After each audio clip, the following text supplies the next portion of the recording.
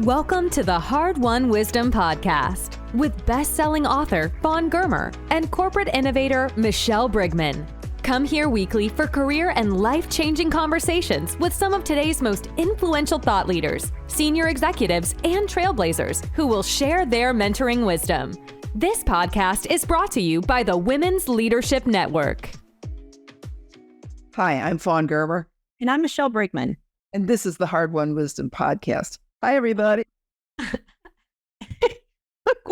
was that? What was that? I'm trying to be friendly, Michelle.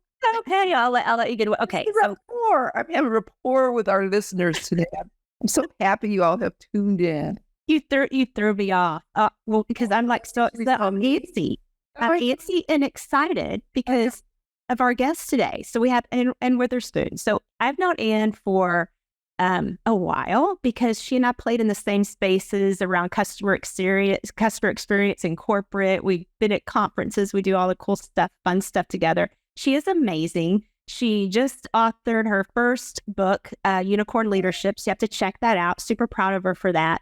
But her role right now is she is Chief Customer Officer and Chief Operating Officer for Messick, Peacock and Associates. And she is just someone, like I say, well-read. I admire, great story, and I'm just thrilled to have her today on the Hard Won Wisdon. Yay. Welcome here. Thank you. Listeners, I will give you a little scoop here. We were recording the podcast and we were just about done. And then it was like, oh, wait a minute. No, she's going to be a home run if we just shift it a little bit. So here's what we're going to talk about today. You ever have those feelings like you're just nailing it? You're hitting it out of the park. You're such a rock star. You're so good at your work. You're so smart. Look at you, the evolved woman. And then one little thing happens to remind you that when it comes to your traditional roles as a woman who's supposed to, okay, and that supposed to is in quotes, be the housekeeper, the mom, the nurturer, and all that stuff. And that when you fail at that, you are a complete, total loser. Because you're supposed to be able to have all of that managed and all the other stuff is extra, right?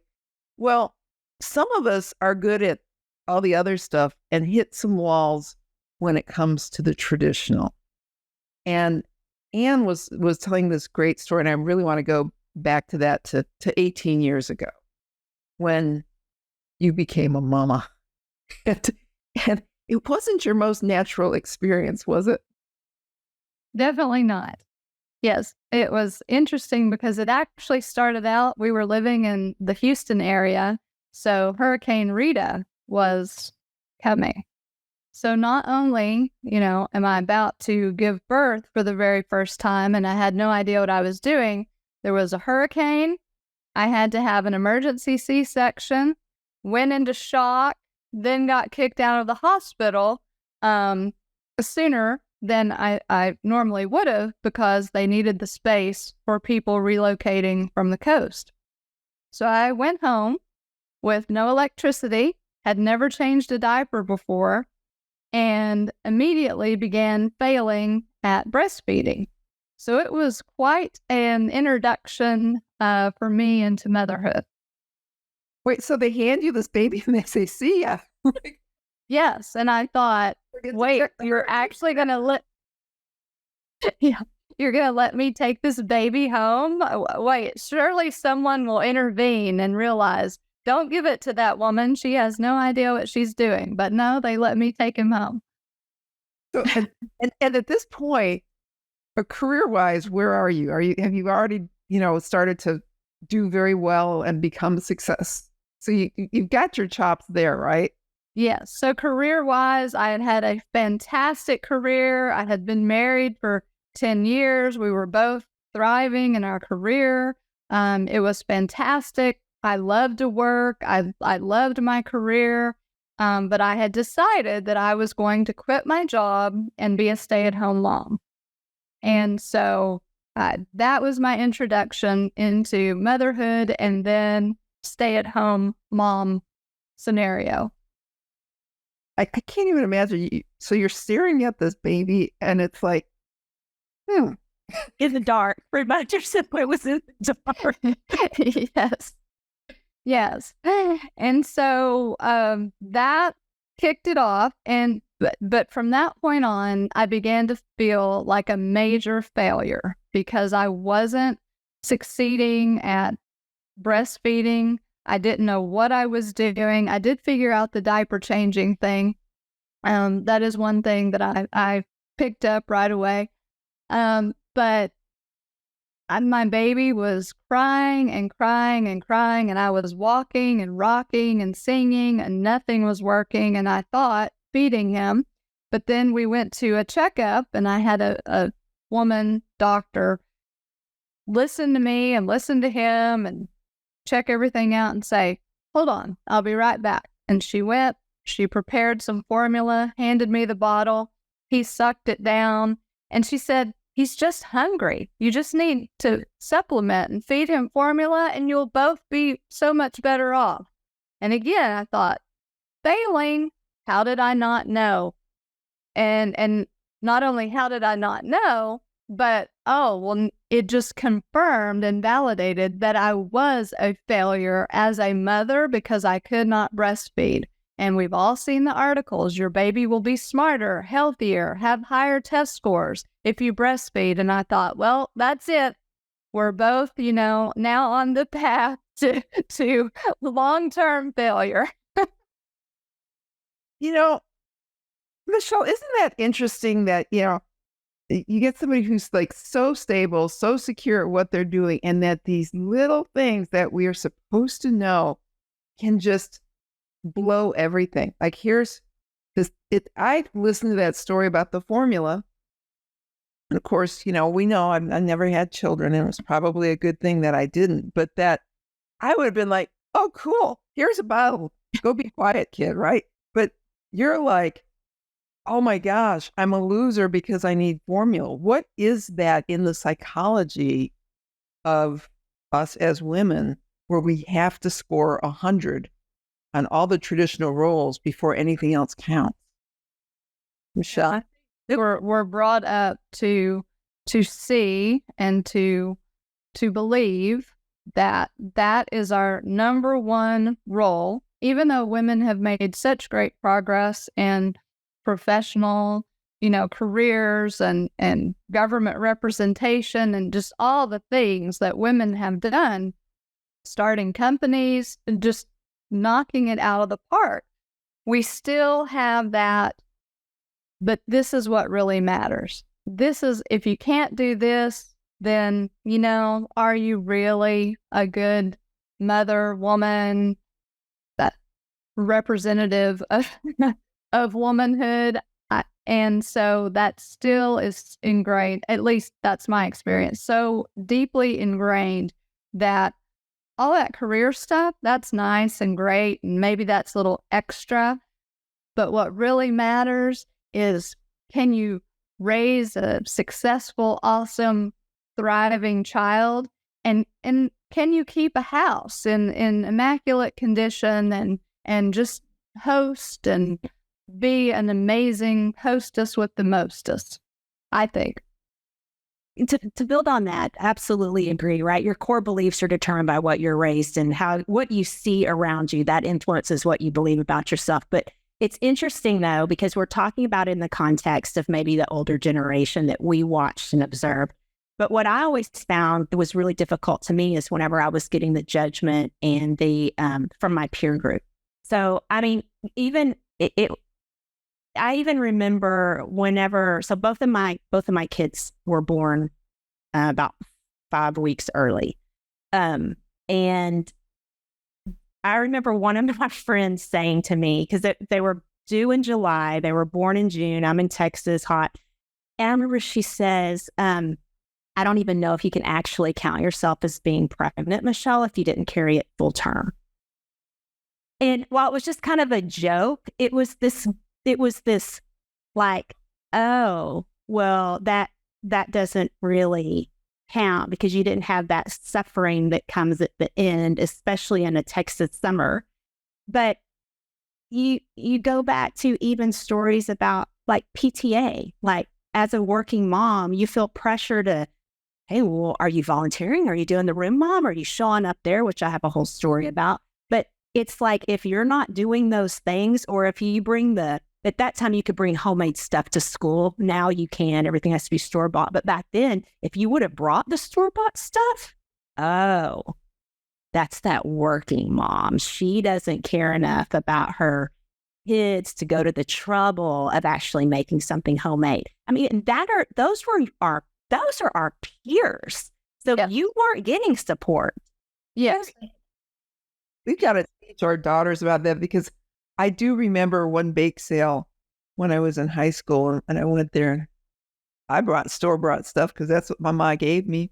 And I know people probably looked at it funny, but I'm really glad I was raised that was okay. Trendsetter. However, with what I've told this story often. It's such a great example of it. So I don't have the kids, but I do have the housekeeping challenges as other women. And I used to be a reporter, and I was an investigative reporter. I had one year where I worked on such a big story that it was nominated twice for the Pulitzer because it straddled 2 award seasons. And it's the best work I ever did in my life. I was just working. And we had a guest bedroom. And so when stuff would come in, like mail and stuff, I would just take it and I'd stick it on the bed in the guest bedroom. And the guest bedroom started to have a pile on it, right? And at that time I was married.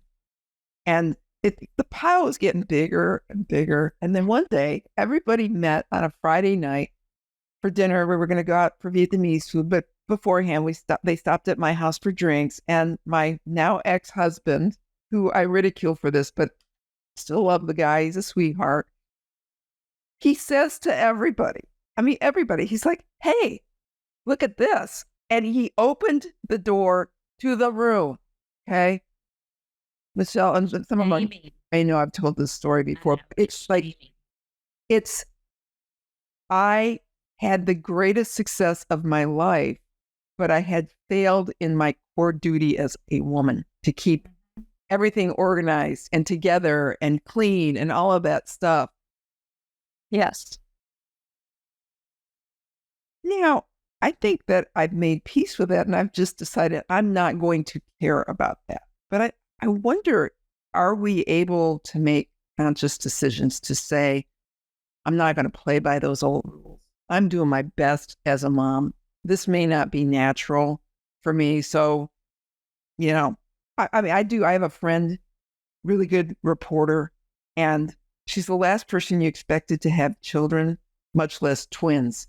And I remember her saying to me, can you expect anybody less prepared to be the mother of twins in this universe? But the kids grew up fine, and I'm sure all of that self-doubt and everything was there. But I just wonder if, as we go into our discomfort zones on things that may not be natural to us, okay, so maybe motherhood and, the house management and all of this, maybe it isn't natural for some of us. Can't we just decide there are going to be a few things we suck at? And, Meg Whitman, who used to be the CEO of HP, she was one of the founders of eBay, was the CEO of eBay. I've interviewed her many times. And one thing she told me is she just decided there were going to be certain things that she wasn't going to be good at. One of them was housekeeping, and she was going to hire out for that, and she wasn't going to worry about it. But I guess when it's a kid, you have more at stake. Yeah, and I think we all have to get to that place sooner of, okay, this is what I've been told I have to do or I must do to be worthy or good, and begin to really think about that and determine if we accept that as the answer. Just like you said, Michelle, about PTA, that could be a whole separate show. PTA moms versus working moms, because it's real. It is a real thing. And for years, I tried to do both of those as well. I would be the room mom. I would always be the one getting the teacher gifts. And then one day I woke up and I thought, what am I doing? I just need to own my space and let others do that, because I don't enjoy it. It's an added stress. my kids don't know the difference or care. Like, care. Who am I doing this for? The other women, the other moms, that's who you're doing it for. The teachers and the other moms, because of the judgment that you know is happening. Exactly. So you have to get to a place where you no longer care about the judgment. And same with meetings. Certain school meetings stress me out, overwhelm me, commit me to things I don't want to do. And finally I decided, well, I'm just not going to go to that meeting. And then I won't be overcommitted, and I also will have less stress because I don't have to see those people, talk about that topic, or do things that I don't have time for, am not good at, am not interested in, and it doesn't serve my family or me in any capacity. Yes. I love this. So what I want to know is, where was the turning point when you said it's okay for me to set that boundary? Because I think there are going to be some women just cheering, hearing this. Wow. Well, it took many years, unfortunately. I hope others can get there much earlier than I was able to. But I think it just took many, many years. And then finally, me taking the time to give myself permission to question, why does it have to be this way? Does it have to be this way? And I think finally, just honestly, through journaling, talking to a coach, to a counselor, taking some time to just sit in silence and go, what am I actually trying to accomplish here? And why do I continue to accept that narrative as the only one available or valid? My son, so I think there's kind of two phases of this, right? There's the saying no to the people, saying no to the other people, and then there's changing how you show up within your family. But I want to spend some time for a minute talking about how you show up for other people, because I think, like you said, Anne, it's not one big pivotal moment. It's you start chipping away and start saying no to these little things. And then all of a sudden the list gets a lot longer and you've freed up your peace of mind. But I know with when my son was in elementary school and I'd been traveling a lot. So of course, all the guilt that went on with not being there. Well, they were having a party at school. And I've shared this before on the podcast, but I stayed up before my business trip, worked really hard to make those homemade heart-shaped cookies that I packed individually. And I mean, I was so proud of them because, again, I'm trying to justify that I'm trying to prove I'm still a good mom. And while I was on the trip, I called and I'm like, hey, did you get the cookies? And he's like, what cookies? I'm like, the cookies at the party. Did you like it? He goes, those cookies weren't in the room. I didn't get them. And I said, what? And he's like, they weren't in there. And he goes, why'd you make cookies anyway? I mean, this kid is like elementary school, little. He goes, why'd you make them anyway? And I said, well, I couldn't be at the party. And he goes, good. He goes, I hate when the parents are at the party because they're just in the way and they're annoying. And we would have more fun if the parents weren't in the party. And Mom, I don't care that you didn't make cookies. Just don't. And I'm like, what? You don't care? Well, what do you care about? And his list of what he cared about was super short. And what my change was I was like, you hit on a minute ago, it's like, who was I doing this for? If the most important person to me is my son and he doesn't care, yet I was freaking out about it, it's because I'm trying to justify myself to everyone else.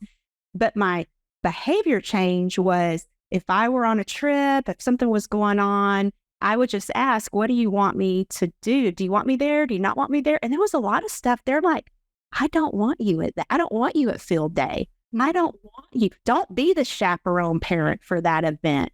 But then there would be these things that Mom, I really need you here. And I started that, my daughter was born 8 years later, and that's always been the rule. I'd never in her entire life went up and had lunch with her at the school, which all you working moms know.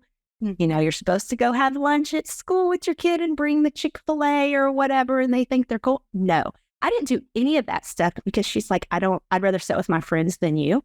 Mm-hmm. So but it was truly it was this release of stress that I got to say, it's between me and my kid. What do you need from me to be the best mom? And we're going to have that conversation, and come hell or high water, I'm going to figure out how to honor those asks. Wow. The rest of the stuff, I'm going to let go of. I didn't go to every game. I didn't do, and I didn't do those things because it was like, I really don't care that I didn't go to everything. And I love that. Ahead with that.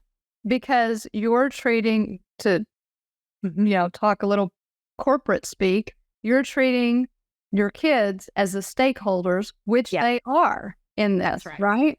So the other moms or PTA people, they're not our stakeholders. They don't have any true impact on our lives, but our kids do.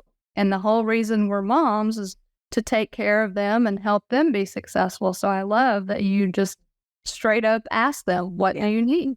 And thank you to all those PTA moms that are there and want to be involved. Y'all do a great job. I will gladly write my check and be so grateful for you. I'm just not going to be a part of that group.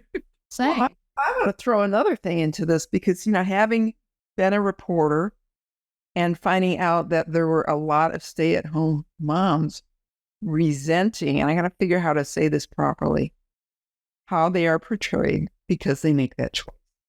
And my question is, if you got the working women who are feeling like they're getting it wrong because they're not doing it all and playing by those rules, and then the ones who are doing it as stay-at-home moms, diving in those things that they should, but they still feel like something's wrong. What are we doing to ourselves?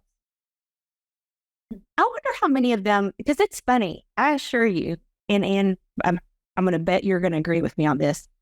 I don't ever sit around and think about judging that stay-at-home mom. I am grateful for all the things they do to make the world better for the kids. Yeah, but I definitely do not feel that is reciprocated. I ever tell you about that time? I had kids lived across the street from me, and I had my house in Denver. And one day, they came over to visit, and I was, of course, being nice to the children, which I can do occasionally.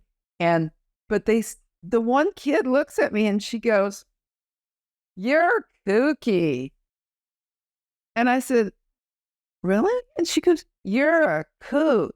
And I thought, somebody has heard this at home, correct? I mean, I am the only woman on that street. At that time, I was the only one on the street who was a working woman. And they thought I was some sort of a freak, I think. So I do think you're right. There may be some judgment, but is it judgment or is it, we got to be careful how to I don't know what's behind it, but I know the conversation would get talked about because I would hear about it as the working mom. I knew I was being talked about. As the working mom, you have a lifeline that extends out of your home. You see so much, you hear so much, you feel like you're more valued by the world at large. So I can see where there might, it's like that's the traditional old, the mothers of old would look at our generation and be a little bit resentful that, we got to leave and had more opportunities. Certainly people who feel like they got this kind of boundary around them might be a little bit jealous of that. But they probably don't see it as jealousy. I don't know. I think it's realizing that we all have different strengths, and the most successful stay-at-home moms have strengths that allow them to truly love it and do it well and add a lot of value. And the most successful working moms or working women have realized what they're good at and what fulfills them and how they can best add value. So the sooner we can all, and anyone, realize what our strengths are and how we can best apply them, we're all going to be better off as a society and as an individual person. Yeah. Well, I want to go back to, we were talking about it earlier, the sort of external views and relationship versus internal. So when we talk about changing how we show up, I I've already sealed this deal to the point where my family expects me to show up a certain way and do those traditional things. And when I don't, they're not exactly stepping up to go, oh, great, Mom, let me raise my hand and say, I'm going to change what I do and how I contribute. Well, what do you mean? Give me an example. Well, so I went through a period where I'm like, okay, freaking wash your own dish.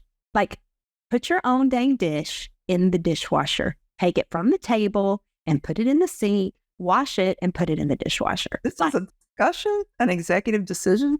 They didn't automatically do that. Yeah, because I'm getting ticked off because I'm working my tail off and I'm coming home.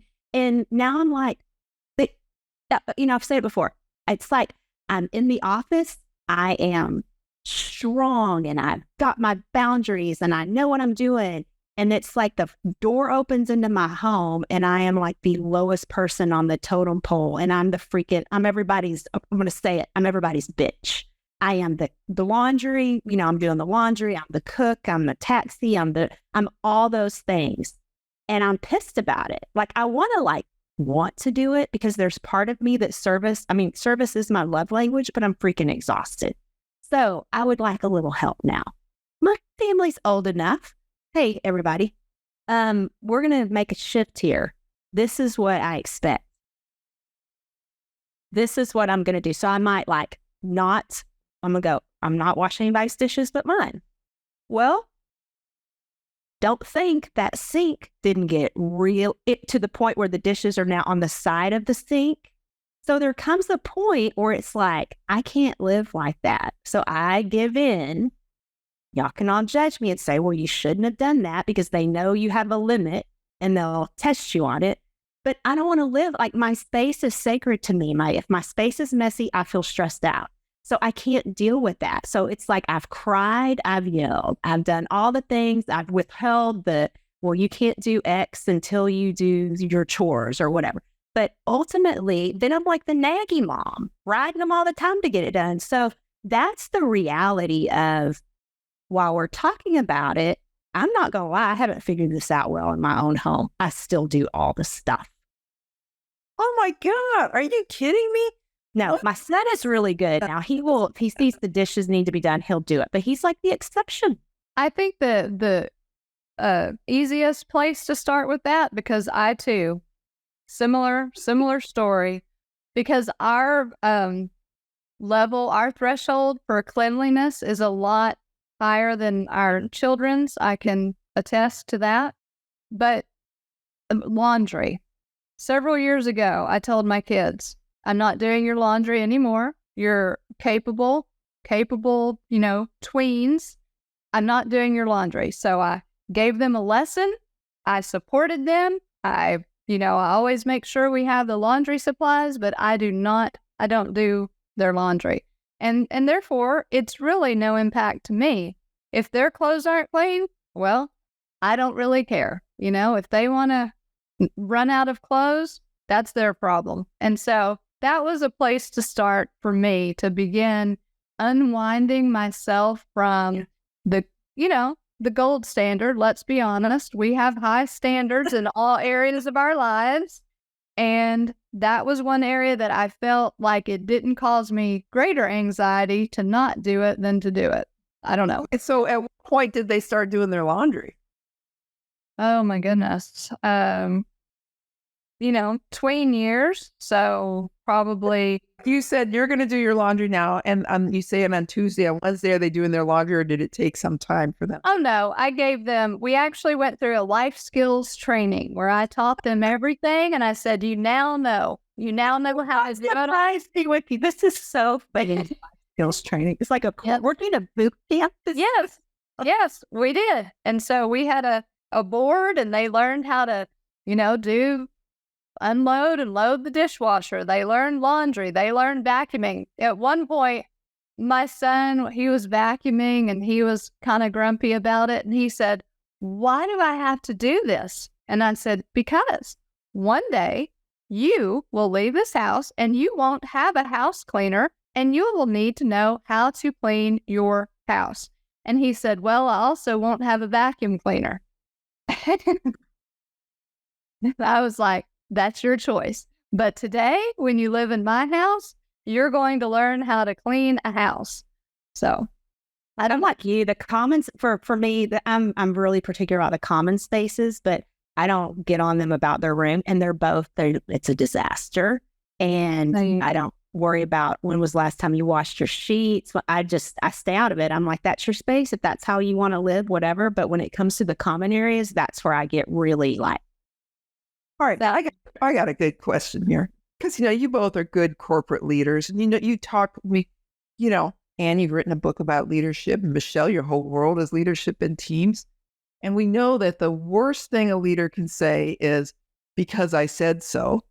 Except that's what my mother said, and it worked. So, what's the difference? I've tried not to say because I say so to my kids. I really have. I've tried to say, we're all on the same team here. We all live in the same house. We all have a responsibility to maintain some sort of order in this household. And so it shouldn't be all up to me or all up to your father to always make sure, the trash is taken out or the laundry's done. We are a team.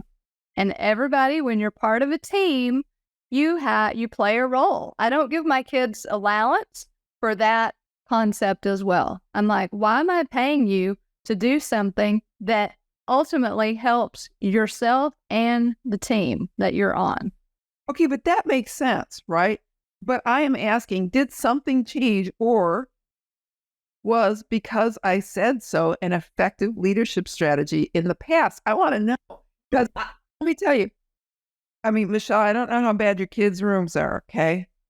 And because you know me well, man, we are very fortunate people on YouTube that you don't see what my desk looks like for the mess that it is. But that when I was living in Betty Germer's house, my room was clean because she said so. Why did that work? Well, my perspective is parents, when I was growing up, they led with fear.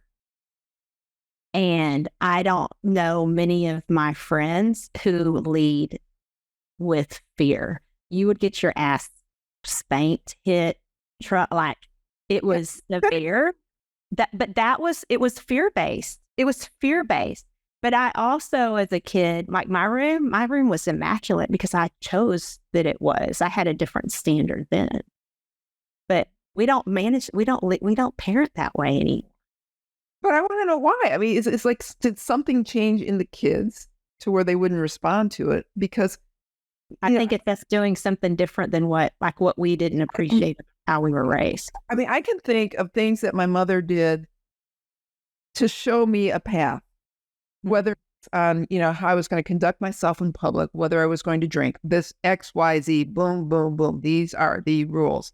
And I still hear her voice in the back of my head.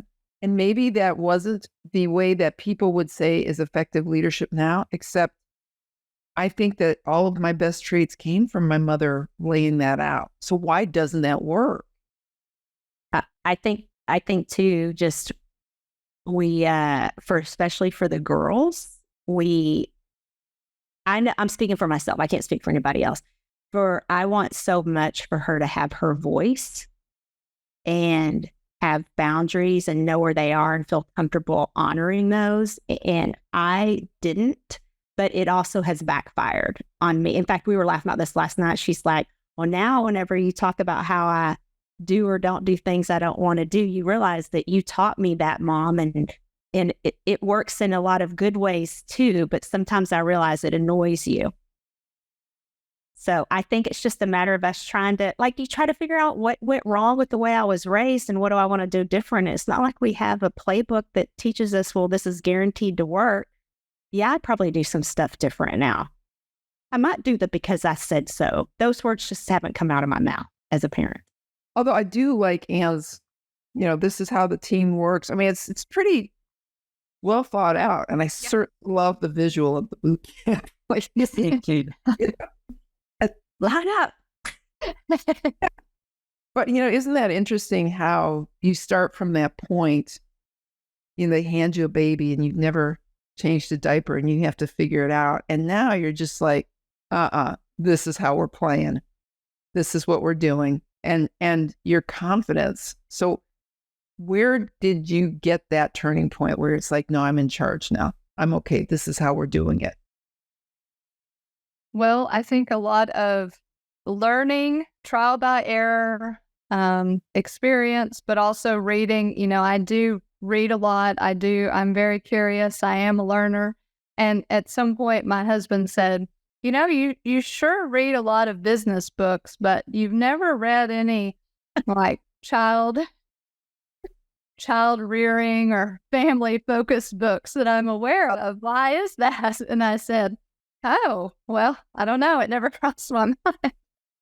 And so I started reading more of that, right? And so there's a lot of psychology that goes into it. And I mentioned strengths earlier, but we're all, and Michelle, you said service is one of your love languages, but we all are wired a different way. So as I started just learning and digging into that as well, and my desire to be, an awesome mom, I wanted to treat my children a little bit different. I speak to both of them differently than just as a whole. So just do it, might have been our mantra from a couple decades ago because I said so.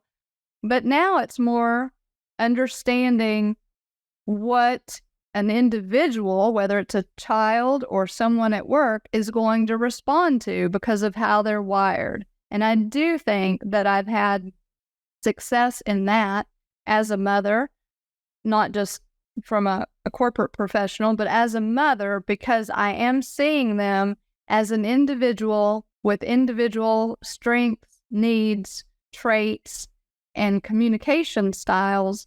And so if I adjust, then the outcome is easier and more successful. I don't know how I learned that. I just said one follow-up to, did he also read those books? No. So it was on you to do the learning and reading? Of course. What is that? We got a lot of work. We still have so much work to be done around this. Like I say, where it's not just, again, us or we women as the nurturers and problem solvers and the one who juggle. It can't be this badge of honor where we're like, oh, she's superwoman, or, oh, she's a great multitasker. Like we say that like it's a compliment, and it's really not, because it's just perpetuating this badge that it's the wrong thing to reward. It's the wrong thing to respect.